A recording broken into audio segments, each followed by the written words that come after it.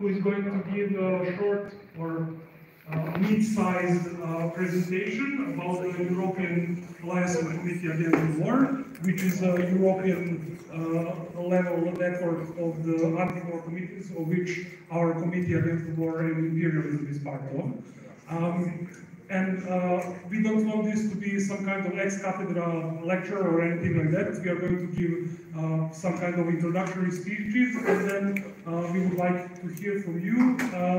This event is just an introduction to the, we hope, first Balkan anti-war conference. The next two days we will be meeting friends and comrades from the whole Balkan region, with some of the friends from Europe who are present, to discuss the issues of war and opposition to the war. And we are inviting everybody who agrees with the principles of our committee, and together with the appeal of the European Commission page on the table on the left-hand side. You can see it, and also join the conference, which will be held tomorrow and the day after tomorrow. And not make it any longer, correct. Thank you for the invitation of this conference. I think it is very good to have such a conference here in Belgrade. But I think that this region had enough wars in the past, and now we have to do anything that war doesn't come to Europe, that war doesn't come to the Balkan. And first of all, I just would like to bring the greetings of the German Constitution and the European Liaison Committee. On the 8th of July, that means 1 year ago, we invited from Germany to an online conference against war, against social war. A war in Ukraine that is escalating further and further today to the warmongering governments and the NATO. Right up, used Western weapons will be used now to create a direct against the targets deep inside Russia. This will create a new situation in Europe.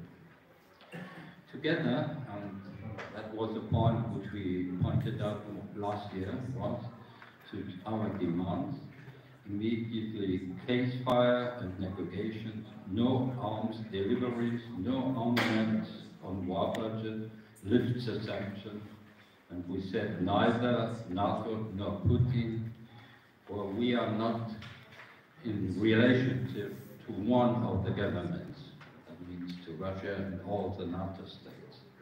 We are independent. Even then, when we developed that war is directly linked further on to the social war of the rulers against the workers, against the people, in order to appease the costs of war on them. That means what we say, no to war, no to the social war.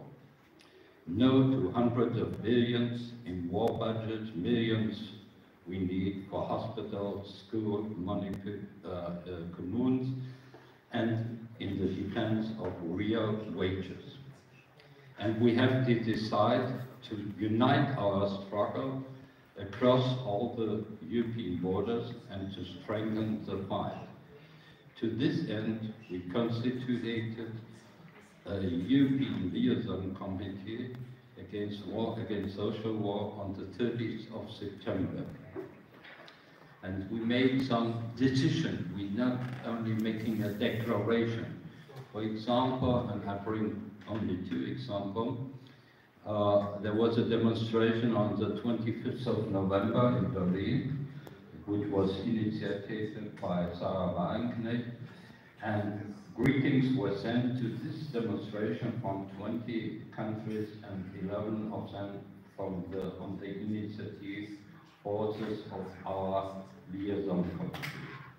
And there was a second agreement which we made, that on the second anniversary of war in Ukraine, that means around the 21st of February, the forces of resistance against the war would be mobilized in each country for events or rallies, depending on the possibilities available in each country.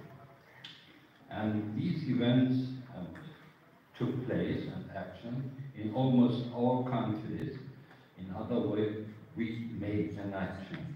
And I remember that in Serbia, on this stage, you made a very great demonstration through the town against the NATO. And I think this is one of these actions which took place in each country. And also we in Berlin made a demonstration, a smaller one and a big one. And I think it's the right symbol which we set out such action in each country. But 1 week after we founded the Liaison Committee, Netanyahu campaigned on the war and the massacre against the Palestinian people.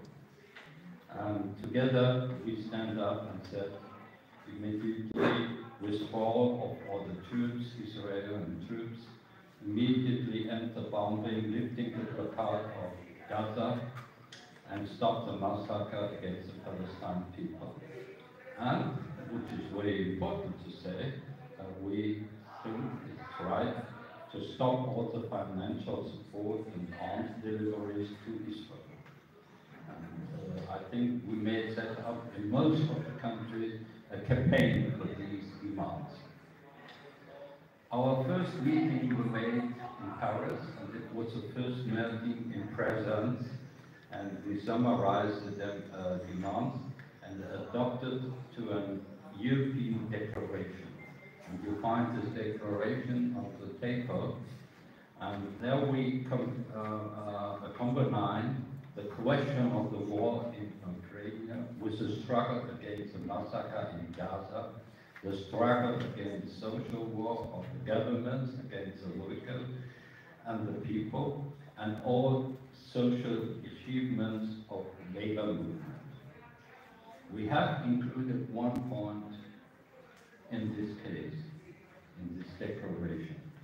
It's a new element, the defense of all democratic rights and freedom.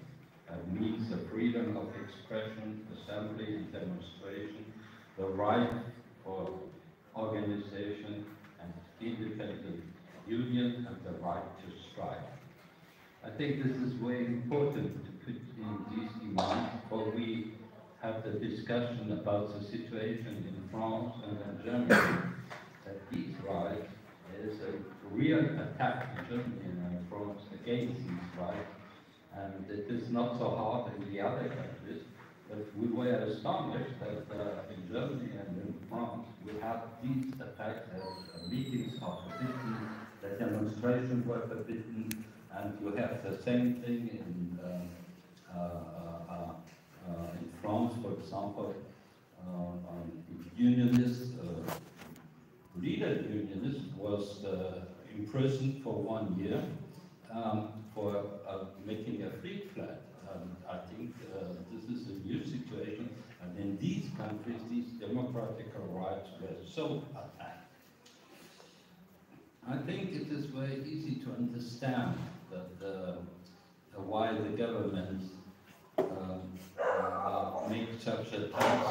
It's a question of the growing resistance, and that's why there's in France and Germany, but I think also here, everybody who takes to the streets, goes on the streets in favor of peace, is then to defend as open right-wing and close to Putin. And everyone in favor for immediately ceasefire in Ukraine is this crisis being controlled by Putin. And anyone who calls for the stop of war in Israel is trying to be pro-Hamas or anti-Semitic. And that's why you find all of these elements in this declaration, and I think it is very good, a good symbol that we found the support from 20 countries. And I would ask you, also the comrades from other countries, also to sign this declaration. Or it's opening a discussion in whole Europe. And this is, of course, a way that we have a discussion in whole Europe. The governments and in all countries making up a war against the social achievements of working class. And let me bring you only one example from Germany. It's from the hospital. What it means to make the hospitals ready for war. And they've written that means that the hospital must be able to throw 1,000 injured soldiers a day. That shows what kind of war they are preparing in the center of Europe. And I think what we want to be, and there's only one solution, that the resistance of workers and the people to this policy against the government. And this united us all across the border, and despite the different situation in individual countries. Let me make one remark. Oh, Romania is not here. Thank you.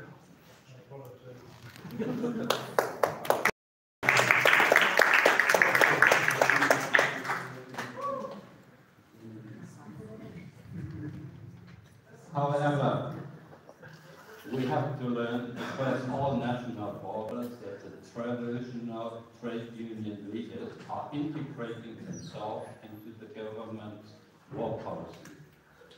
In Germany, we support the supply of weapons to Ukraine. They are making and submitting decades of the intensive austerity policy as a result of the war. For example, by accepting wage cuts. But also, we have another problem which we are faced. A lot of the left-wing parties that refer to the labor movement are also falling away in this fight against war. Although there are major differences in each country, but generally they follow the government in different variants. In Germany, for example, this led to break with the left party, and a new party was set up, the formation of Sarah Wagenknecht Islands, a party for peace against war, for social justice and democracy. And there are many expectations and hopes are also associated with them. Resistance exists in all countries. One of the tasks of our conference should be to bring them together, engage in a joint discussion to learn from each other. Dear friends, let me come to the last point. We had a lot of discussion in this year. I know that we all have different opinions on some issues. This applies to our method and perspective.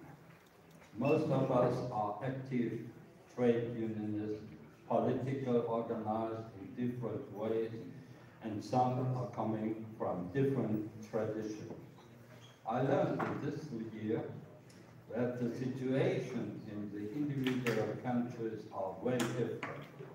But in the situation of war, we must work together in respect and leave simply our difference to one side in order to support our common strength for the common demands that unite us. I'm delighted that we are able to share very good experience here on the conference today, and I know that the certain committee has a lot of parts, different people that united in the question of war. And I think what the committee we set up, the liaison committee, is just also compromising. It's not one party group, it is just different decisions which come together.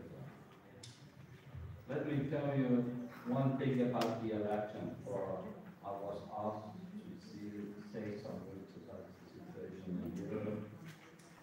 In Germany we have now an election, and the main thing is it was a rejection of the war policy of the coalition of SPD, Greens and FDP.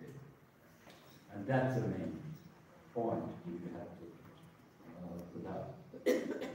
There were successful results of the alliance of Sarah and her clear position to the war. And I would just want to bring one example.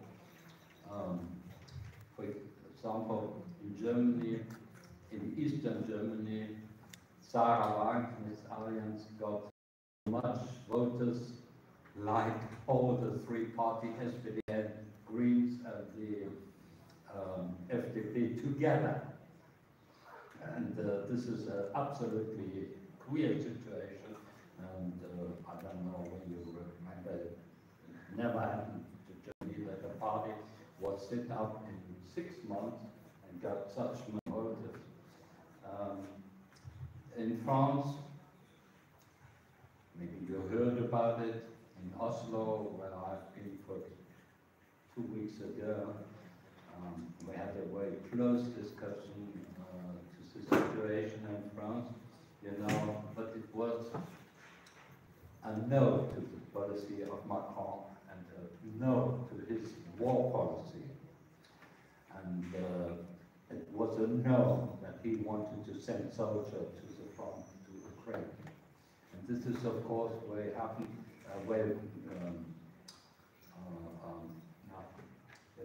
I forgot the word, I can't change it. And in Belgrade, I think we should discuss the situation, the whole situation in Europe after this election. And I think we have to say that EU and the governments are defeated. Even the situation in each country is different.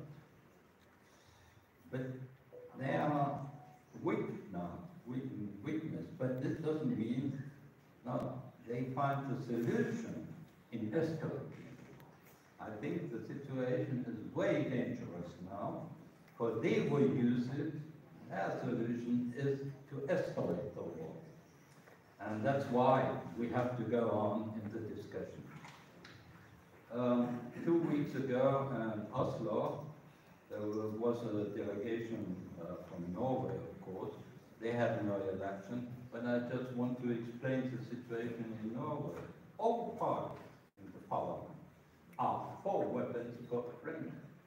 And so also they are just now in the fight, and it is a very difficult fight in Norway, to set up a new party. And it is a party which is called Peace and Justice. And I think, for example, the comrade from Sweden explained that even there is no party who is against the war in parliament, who is against the war in Ukraine. But there's one point. There were 2 parties who were against that Sweden becomes part of NATO, and they want the election. But what should the people do? They elected the people, the parties who are against the NATO. And in France, the situation, you know that Macron set up new elections, and we won't see the result of this conference. You can listen at it Monday, but and just only said they built up a new front against Le Pen. But how it was made? What will you do? there was negotiations in the House of the Greens, and thousands of people were standing around this house and were shouting two things: unite. But the second sentence is much more interesting: betray us not. And so Mélenchon now said, I just saw a declaration from him, that he says, I don't go in a government for a program, only for a program for which the people voted, not in another government. And I think it is very important to see that during a few days, I think 1 week, 50,000, more than 55,000 young people were organized in LFE. And this is, of course, a very great signal that there is a reorganizing of the working class movement in France. And I think that you already heard what the result of the election in Great Britain were. The Conservative Party, which organizes the war in Ukraine, topically, was defeated, and they lost a lot of people, the voters, and the most people voted for the Labour Party said this was a vote against the Conservative Party. We know that in Great Britain the situation is not solved with the Labour Party, and Starmer is now getting president. But I think it is a signal that the people in Europe refuses the war and in Ukraine, and also coming that the government decided to bring the war to Europe, to the center of Europe, and they also refuse the policy of the massacre in Gaza. I just only want to say 3 sentences about what we are planning, and we should discuss it.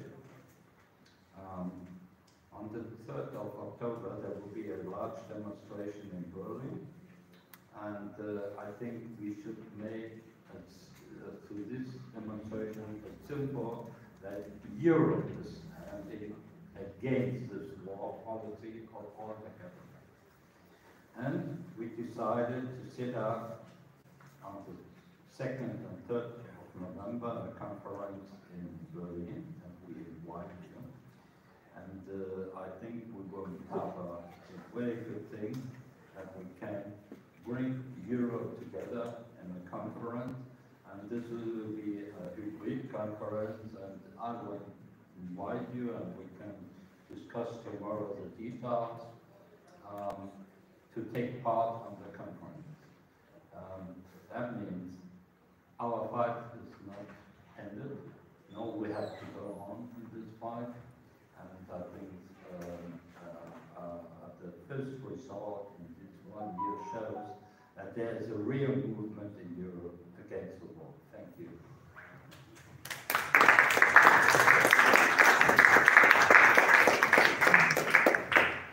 Thanks to the Comrade Gotthard, who gave us this nice overview of the work of the European Liaison Committee Against the War and the collapse of the parliamentary system in Europe. Luckily, we have our comrade from Romania here, so we will be now hearing from him about the situation in Romania, about the European and American influences there, I guess talks about the new NATO bases and other things that are happening. So I'm happy to present Comrade Miguel.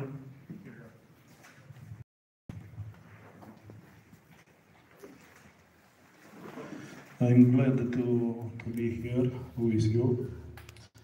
I'm glad because there are many young people.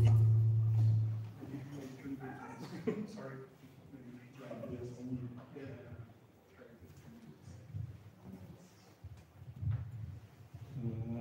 I always say that the future belongs to you.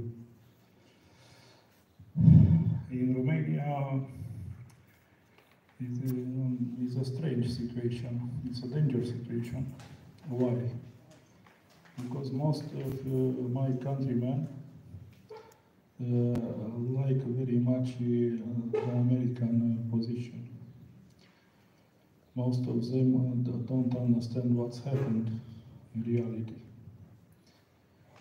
In Romania is constituted on war against committee, and we meet a lot of civic organization, militants,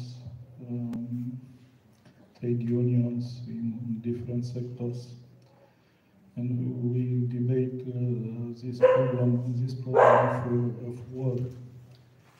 There are more than 2 years. We are the closest nations. There are others, of course, but I think yes. Sorry, can you speak louder? Can you speak louder? Louder for them to Louder.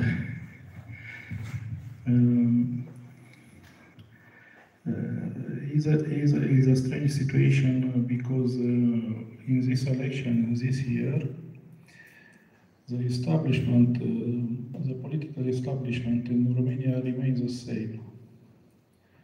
And Romania have not sovereignty and not independence for many years. These attributes of sovereignty and liberty belongs to United the European. I'm tired. I drive from 9 a.m. this morning. This attributes was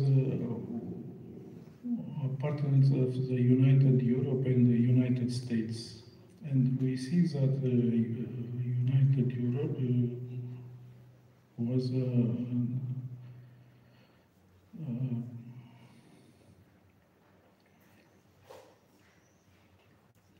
an extension. This is the word. We see that this union was an extension of United States, of all countries in this union, but particularly the Eastern Europe. We think so, because we are most affected of this war, not just for guns, for munitions, no.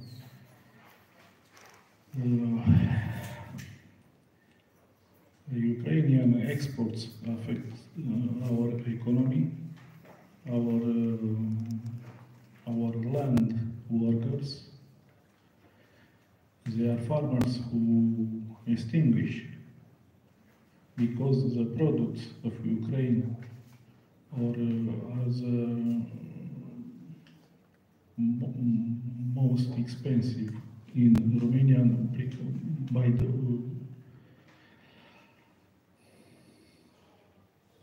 they are produced cheap for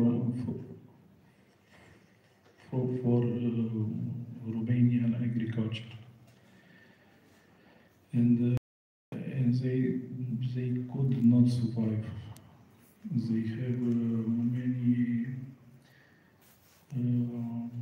agriculture machines, and they buy these machines by credit, and they cannot pay this amount of money because they cannot sell. This is a tragedy. We have for 24 February this year, we make a conference at Craiova in Romania, and we have a guest, the leader of this farmer patriots, they named in Romania, and he gave more details about this condition, economical, social. And the solution was only political, in political plane. But as I say at the beginning, in Romania is maintaining the same formation, the same parliament, the same prime minister. By the way, in Romania, there are two prime ministers who rotate each other at 6 months. It's the first time in the history of Romania when it's happened this. At the beginning of the war in Ukraine, United States established a headquarters in Ministry of National Defense in Romania. 3 or 4 floors are for them. This is a strange things. And our president, maybe you know, he wished to be a commander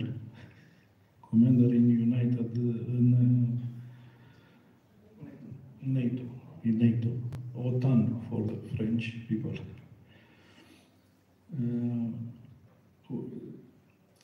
At this election, not all Romanians was at system to vote. Only 30 or 40% of them, because they have no choice. They have no choice. They have no other formation.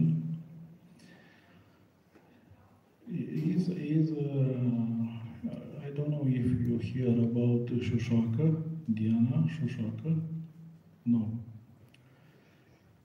And about the formation gold, aur in Romania, but gold in English, you hear someone?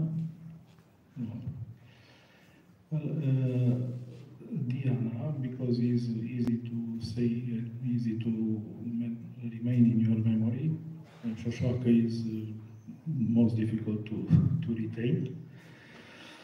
Diana go from this gold party and make another one from her husband, and I was very interesting about this formation, and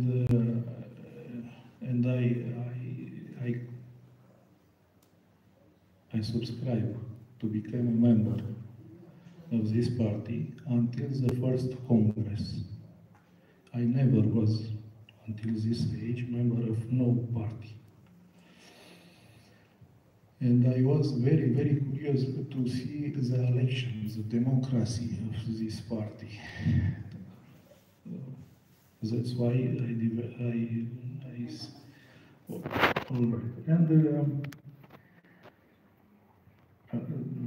is no details. We go at this location, and first of all, no one have access to internet. No one. We can't use the internet. First thing. Second thing is that they are not proposal for the name of the leadership. No, they have a list of names. Is the only proposal, and the paper of vote. There are 2 squadrons, yes or no. This is the start of the new Democratic Party. And in these circumstances, he gained the right to be Europarliamentary.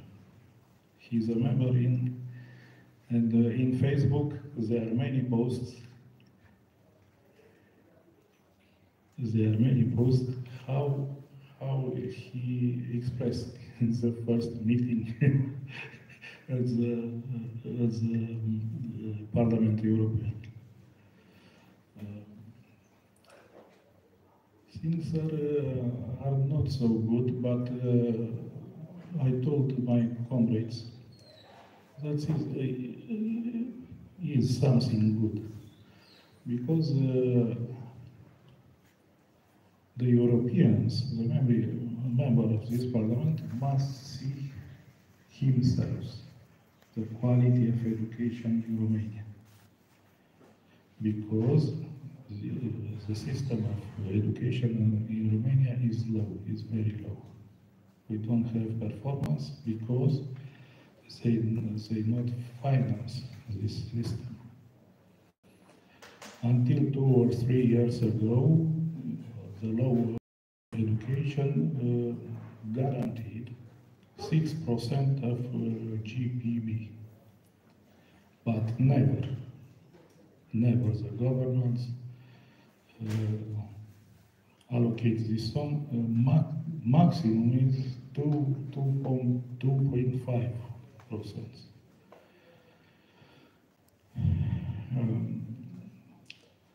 About interest of America in Romania, we have just one objective, military. In Romania is a radar of Deveselu, it's 50 kilometers from Craiova, but in this moment, as we spoke earlier, the things are bigger. The Chernobyl was built the larger base of America, and is another base about nobody knows. In Moldova, in northern of Moldova, it appeared a wall of 7 kilometers long. 7 kilometers long. Is nothing around him, but we suspect that is the second base, because it's strategic point.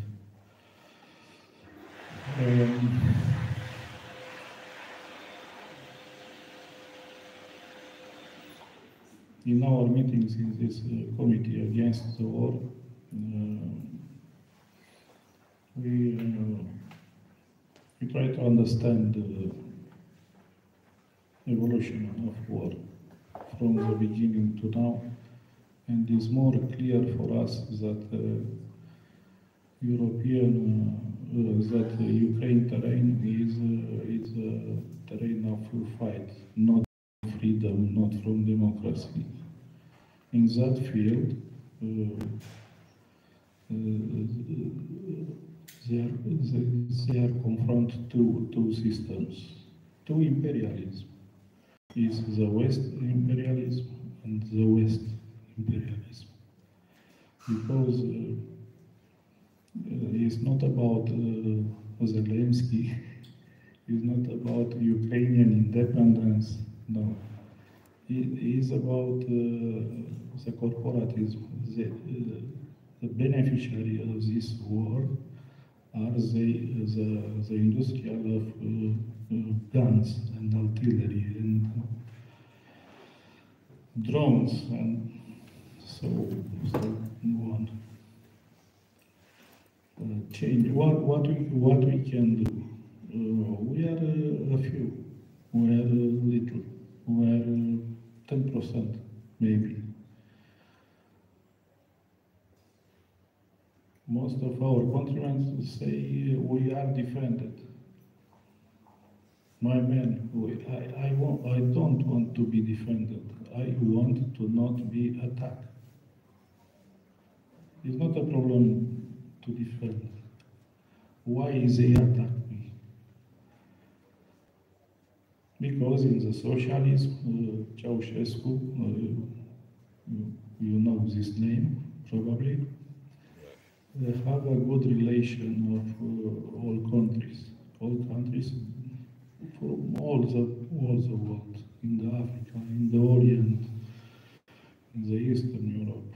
With Canadians, we build nuclear power at Chernobyl.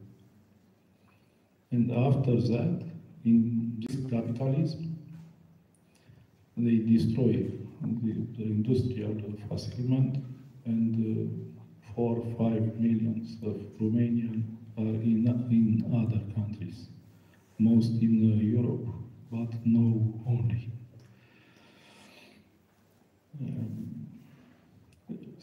What we can do?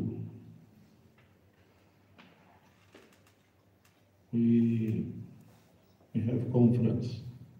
We send amendments to this initiative of Ministry of Defense of Romania, who want to give total control of Romanian army at the NATO. And these months, these weeks, are a debate from this subject, and they are protest online and protest at the Ministry of Defense. They are lack of personnel.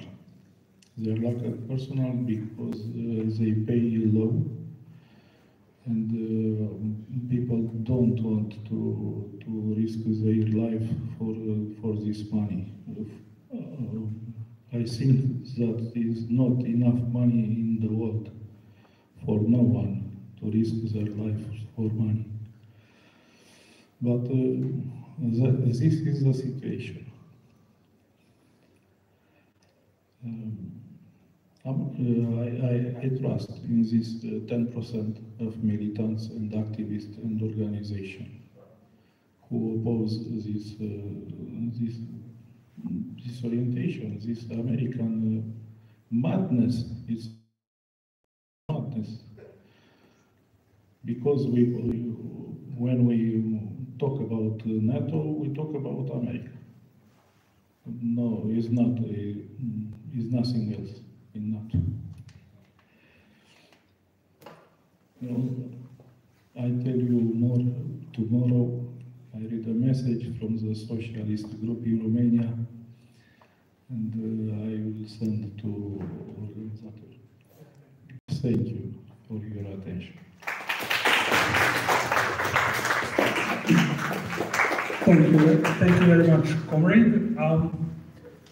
I don't know if this can you hear me well? Yeah. Okay. So I'm not going to be talking about parliamentarian system in Serbia, not only because I'm anarchist, but because objectively our parliamentarian system here is totally bankrupted. Nobody believes in that system, more or less, and there is, apart from some smaller organizations which we also have here present, majority of the mainstream parties are neoliberal and well, problematic in many different angles. So I would like to give a little bit a talk about our situation here from the perspective of social movements and from the perspective of our committee. Comrade Gotthard and Comrade Miguel were talking about the war and the situation in their respective countries and Europe and so on. And of course, their opposition to the war is on one side ideological, because we are progressive anti-militarist people and so on, and on the other side it's a human thing. Nobody wants to go to a war, as Comrade Miguel said, nobody wants to be attacked. This is a general position of everybody who is civilized. But we from the ex-Yugoslavian region have a lived existence, experience of the war, which is a little bit different because, well, the generation before our comrades was participating in the Second World War, but since then they didn't have this kind of experience. Here, all of us who are older than 35 years or something like that had experience, maybe not of directly going to the war, but being in the countries which are part of the war. We had experiences of a proxy war, which is now something that is happening with Europe and the United States and Ukraine. We had experiences of imperialist bombings and interventions. We even had colored revolutions, and we lived under the sanctions. So all of the things which are, for many of the comrades who are looking at the news, something that they hear about maybe for the first time, or are thinking about it from some kind of a theoretical position. Many of us in the ex-Yugoslavian region had a living experience of that. And this lived experience is one of the main, I think, one of the main reasons and one of the main forces which is driving our anti-militarism and our opposition to the war. Because of that, our committee was founded here around a year ago. We started with anti-military activities. Some of them Comrade Gotthard mentioned, like marking of the second anniversary of the war in Ukraine, or the anti-NATO demonstration that we organized, and so on. If I'm speaking too fast for the translation, please do just wave your hand. I have a tendency to. When our committee started working, we saw that there is a wide appeal for the ideas that we presented. As I said myself, I'm an anarchist. There are anarchist comrades who are inside, but we have people from different ideological positions, even people who are from a revolutionary background, but also from some kind of a liberal background, and so on. What is uniting us is opposition to the war. And the idea of our committee was to unite the people who are against the war, and not to try to overcome, because we know it's not possible to overcome the differences that exist between people who are coming from the, I don't know, authoritarian or libertarian backgrounds politically, or people who are so-called apolitical. We do not want to do that. We want to gather everybody who is in opposition to the war and to do something together to fight the war, which is obviously coming. So because of this background, and because our committee started our activities in a manner which are organizing this Balkan anti-war conference, we have good contacts with the comrades all over the Balkans. Many of them were not able to come part of our network when we are organizing it. And we hope, of course, that this is not going to be the first, that this is not going to be the last anti-war conference. We think that this is some kind of a first anti-war conference, and we hope that in a future time we will have comrades from around Balkans who will be taking charge of organizing conferences themselves, within the process of creating of the network of people who would be opposing the war, which is obviously coming. And Comrade Gotthard was mentioning the number of the people that the hospitals in Germany are proscribed, not the people, but soldiers, that the hospitals in Germany are proscribed to be healing by day, which means it will be a huge war. And for example, the comrades, we have some comrades also here from Croatia, and we hear talks in the political system in Croatia that they are going to introduce the draft or military draft, which will be obligatory, and so on. And I'm sure that comrades coming from the center of Europe, they are going to have the war on their footsteps very soon. But as it usually goes, we who are living on the peripheries are the first one that are going to be pushed and used as a cannon fodder in this war. So even if this fight against the war is all European and all world question that everybody needs to engage in, I think that it is even more important when we are talking about our region, which is very easily used as we are all colonies anyhow of Germany, France, United States, and so on. So it's very easy to understand why our young people will be the first one to die in this war for the capitalist class of the world, and we do not want that.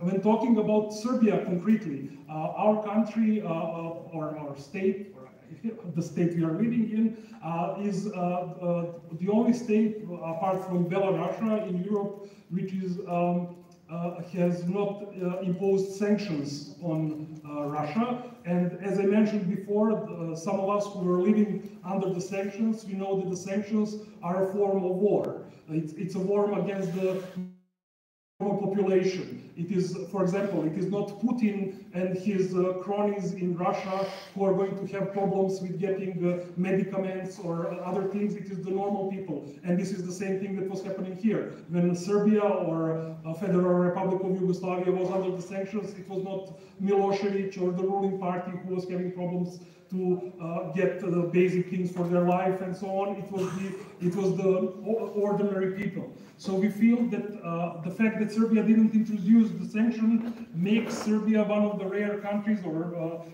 the only country in Europe which is not directly involved in the war. But our government is trying to present the idea that Serbia is neutral. But we know that there is no such thing as neutrality. The question is on account of weapons for NATO side in the war in Ukraine, and this is something that our committee was talking about for a long time now, but now even in the mainstream media, it started with the Financial Times recently, and then Serbian media picked it up. It shows that there is almost $1 billion of worth of ammunition was sent to the NATO side in the war in Ukraine by the Serbian government. Serbian American ambassador is the main person in this country. If you want something to be done, he is the guy who is deciding what is happening and so on. So this is our reality. We are living in a country which is pretending to be neutral because the majority of the people do not want to be in this war, and this is why the government, who is aware of that and with the intention of stabilizing the situation and managing the neoliberal changes and so on, they know that they need to pretend to be neutral, but under the table they're pulling us more and more into the war. And we feel that there is a need to stop that, because we know that this is just the first step. When the ammunition is the first step, then the people will be sent to the war, and then the things go on. When the European Committee was formed, and when our committee was formed, the Ukrainian war was the main focus of the anti-war movement, because this was the thing that was going on. But as time progressed, the massacre in Gaza started. There is other smaller conflict sites all around the world, and of course there is a obvious tendency of going towards the large war between China and the AUKUS coalition in Asia. We do not want to see all of that. And when mentioning, for example, situation in Gaza, we should note that Serbian state has exported the millions of worth of guns since the October 7th to Israel. So again, we can see that Serbian state, apart from what they are saying that they are neutral, they are in fact involved heavily in the conflicts that are going around, and we feel that this is the reason, one of the many reasons why our committee needs to work here. So, as I say, there are different conflicts going around the world. There is preparation of the war that is going around, and this kind of warmongering atmosphere is omnipresent around the world. And because of this atmosphere, there is a war which is being led by other means. We have the war, as Comrade Gotthard said, war against the society, which is being led by the ruling classes. We have a huge inflation, which is making the lives of majority of the people absolutely horrible. We are having a repression against the protests, against the public gatherings. We also this situation in Germany with the pro-Palestine events that were interrupted by the police, arrests of the people, and so on and so on. And especially, as I say, for the third time, as I'm coming from the anarchist background, I'm not shocked by this situation of what is happening even in the center of capitalism. For me, it is clear thing that in the center of capitalism, the states are able to present themselves as more progressive or more open than on the periphery, because they have more money that they stole from the rest of the world. So they can finance this kind of image. But for us who are living on the peripheries, the things are much more clear, the things are much more radicalized. And for us, you know, situation with Assange, for example, was not something strange. It was not strange that he was held in the so-called country of the rule of the law, the Great Britain, prosecuted by the Sweden, and so on and so on. This is something that we expect, and we generally feel that this kind of presenting themselves as a democratic systems, this goes only as far as you are not questioning the system. As soon as you become some kind of a danger for the system, as soon as you somehow question the dynamics that exist in society, you're going to be very easily taken to the prison or repressed in some other way. And to come back, living here on the periphery, we are constantly in that situation, because the system here is even more, it's not stable at all, and it has to be held with even more power than it is in the center. As I said at the beginning, our conference is going to, this is just some kind of a formal opening. Our conference is going to be lasting next 2 days, and we hope that through the discussions and the exchange of the experiences and the practices that we all have in our countries, we are going to be able to create some kind of a regional network that will be some kind of a first step towards organizing anti-war movement. So when the war that they are preparing comes, there are some kind of a networks, horizontal networks, and horizontal exchange of experiences that we can all use in the fight against the capitalism, and that we will then be able to show that in this region, and I'm sure that this is a general situation in the world, a majority of the working class doesn't want to go to war, doesn't want to be killed or go to kill somebody, doesn't want to live in a society of exploitation, and wants to live in a society where there will be no rule of man over man. Thank you.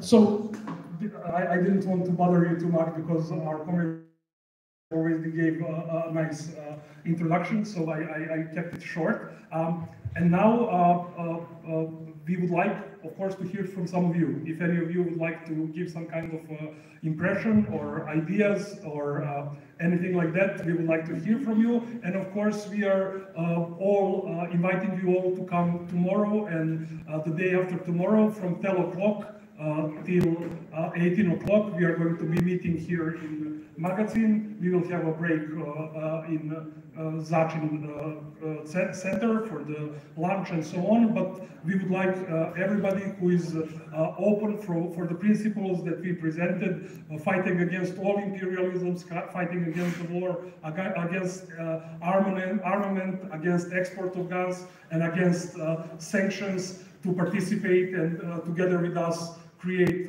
some kind of network for the future. So please, anybody, if please do raise your hand, and we will bring you the.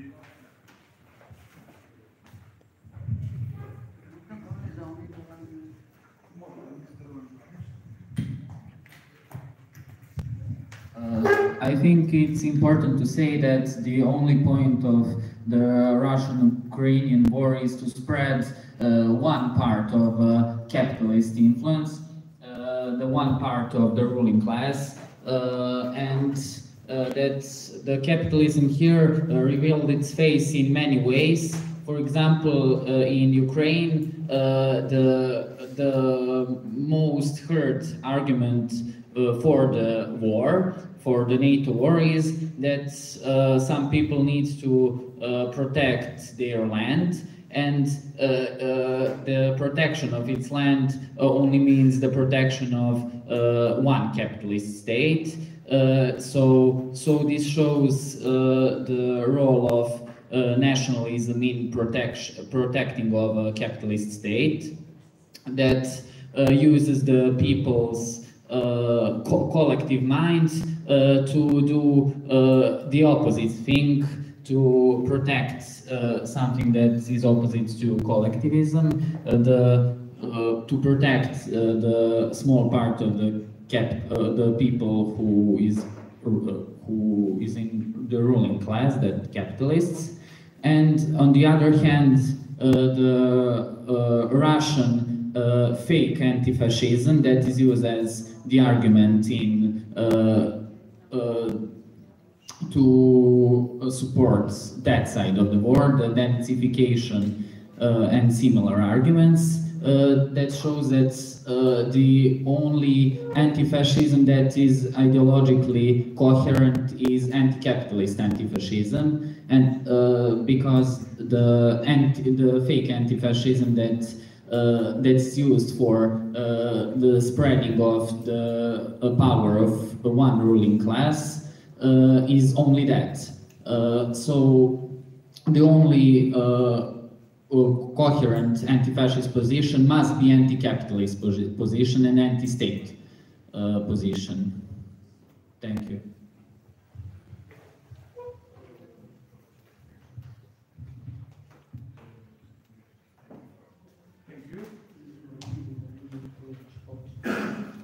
Thank you. So please, if there is any other intervention, I would just like to remind everybody that here on the left on the table we have principles of our committee, the appeal that was made by the European Committee, and after this event we are all going to go to the social center Zachin, and you're all invited to participate in the talk there, and there is another comrade who wants a word. Yeah. Samo priđi, molim te, nije dovoljno. I fear they're trying to erase everything that the communists fought for, especially erasing Yugoslavian history against the Chetniks and Ustasha traitors to their homeland. They keep there's a graffiti in Knez Mihailova. They put up just before the Jedan Narod, Jedan Sabor. How do you say it in English? One people. One, is it one people? No, it's something with the church. One people, one church. Well, I guess one church, one people. That's kind of reminiscent of the Ein Volk. The Nazi. I just think they're trying to make another war in Bosnia. They keep the reason they keep saying we shouldn't support Palestine is because they're Muslim, and they're using that old rivalry to push the war, or just keep it in the hush. And I don't know. It's all I'm just fearing there's too much fascism in Serbia for Serbs. You understand? Yeah. That's it, basically. Just I don't like the Radical Party or the Napredna Stranka. All the parties are they're all serving one master. Yeah, capitalism.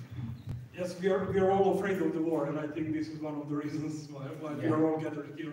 Yeah. We do not want to see another bloodshed, and we have that experience very relatively recently. And negating the massacre on our side is also horrific to me. I don't know. I feel like we need to face the truth, and as a people, I don't know what. Yeah. Thank you. Thank you.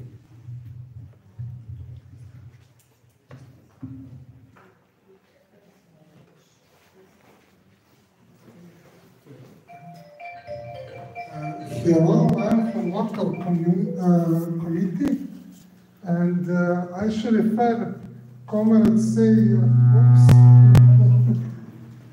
that only struggle is against capitalism and against state, and I couldn't agree more. but there is one issue in Serbian language. We even don't have a negative word for state, like in English it's statism. It was during communism reign, some from French, I think atatism. It was a lot of rule of state, state directed and something like that. But we even don't have word, and it is the root in our way. We will have subject, I think in Sunday, against malpractice of nationalism and something like that. But it is not just that. It is we have a lot of oppression from outside, foreign empires and something like that, and people here think maybe it's also in Russia that if you are against state, you are against the people, against everybody, everyday man, and something like that, and you are for foreign rule because you are against local state. And I should ask one question, Comrade Popescu. I'm not sure, I've heard it was one base in Romania, American base. It was installed during some affair against Iran nuclear rocket program, and it was supposed to be against Iran, but it is against Russia. It was defense shield in Poland and Romania, and it could be offensive also. And I heard Russia had in Crimea one squadron directed just for this base in case of some close nuclear war and something like that. And do you know something about now what had happened with all this stuff? Just a second before the Comrade Popescu answers, Comrade Gotthard also raised his hand. So, sorry, but first let us go. Can we have first? Please. You and then Comrade Popescu and then we'll talk. Okay, I just only wanted to say one thing. We have to make the situation clear. And the main point is that they are daily preparing a war, a great war. Of course, I also have to analyze that capitalism is the reason. The worker class movement already said this 100 years ago, but it doesn't help me now. The main thing is what we said in our declaration. We don't want to have the war with thousands deaths of people. We want to stop it now. And this is the main point, that we have to say no to the policy, and that's the main point.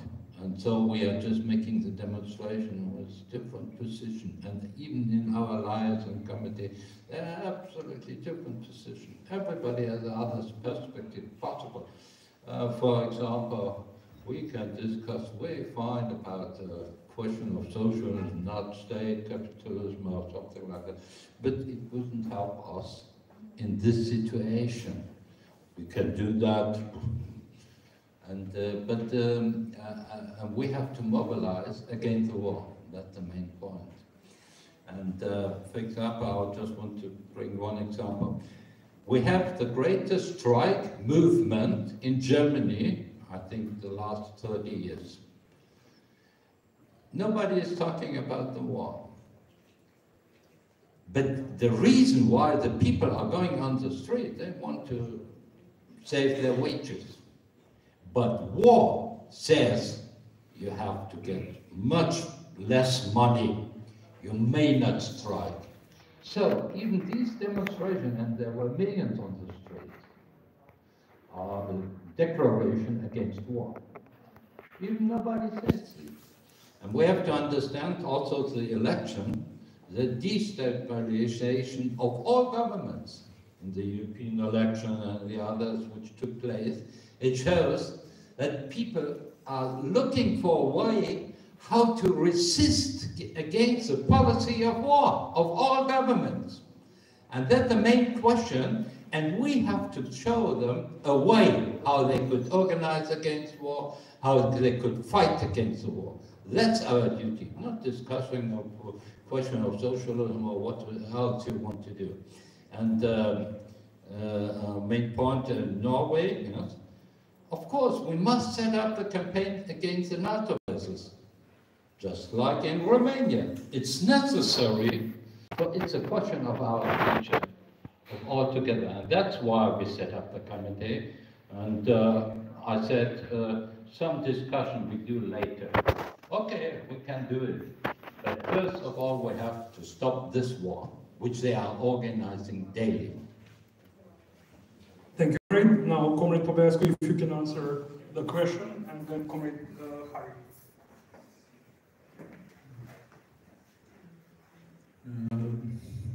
I don't know about military programs of Romania against Iran, or vice versa. I meet a conference in 2017 in Algeria, World Conference. I meet a comrade from Iran, and we talk about these legends as we know, because we don't know all about military programs of two countries, but we change impressions. What can I say about Iran? And it's easy to verify. Romania created in Iran an industry of tractors, of agricultural mechanism, and they still build in Iran today this tractor U650. Today in Romania this factory was demolished. In this terrain is today a mall, commercial spaces. That's all I can say about Iran. If you know something after 2017, I don't know. I don't know.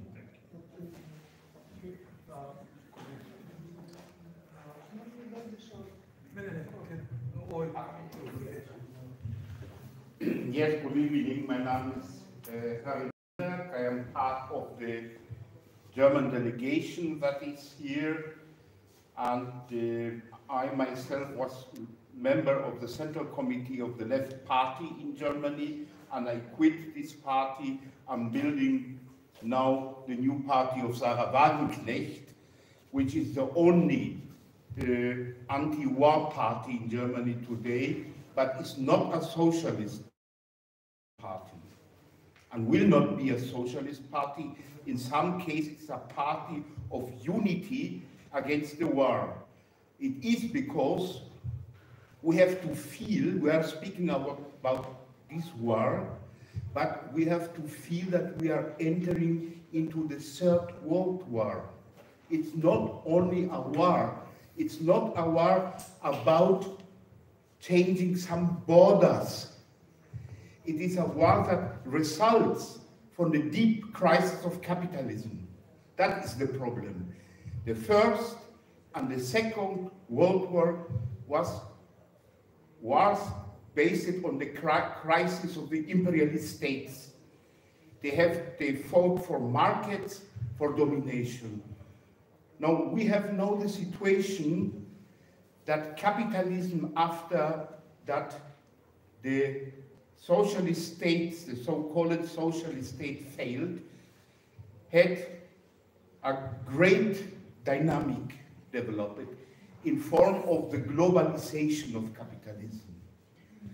But we are not now on the end of this process of globalization. If capitalism want to maintain the revenue basis, they have to control the resources of Russia, and they have to smash China.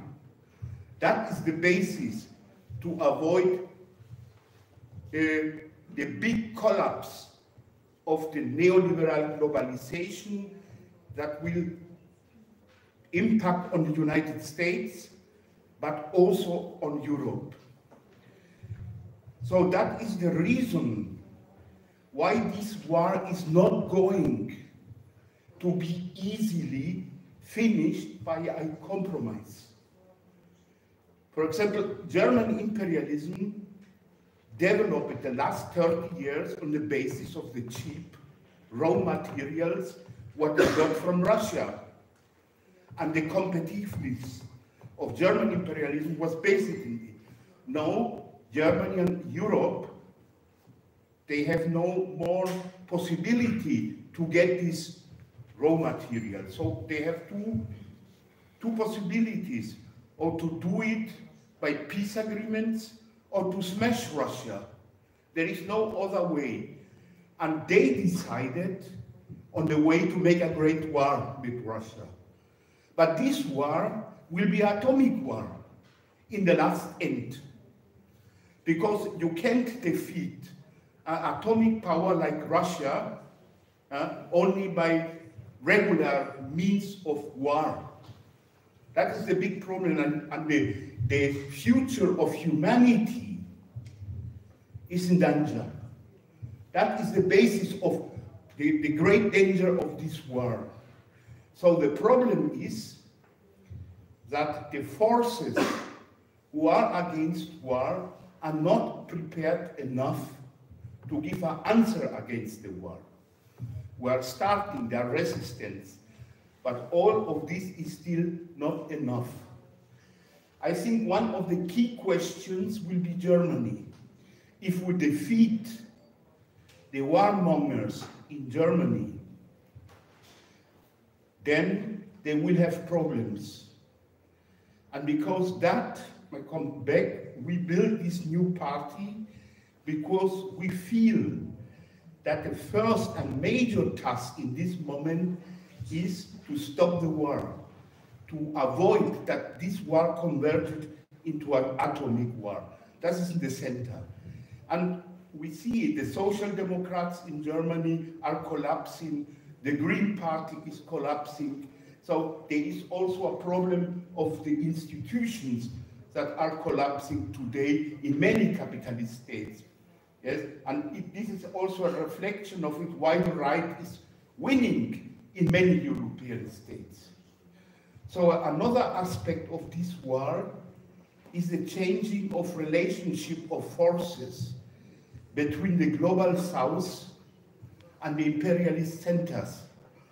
Because the global south are using it to get more independent from imperialist powers and control the global south. That is the main impasse in which Western imperialism is in this time. So, and our duty is to make clear how urgent it is to build a huge anti-war movement in all over Europe to avoid the Third World War and the atomic war. Thank you very much. Thank you.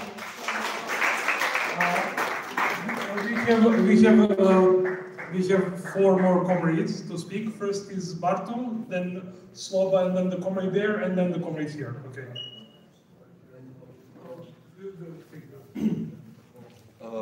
I wanted to say I agree with what Comrade Vlada said on the anti-state and the anti-capitalist position of the anti-war movement.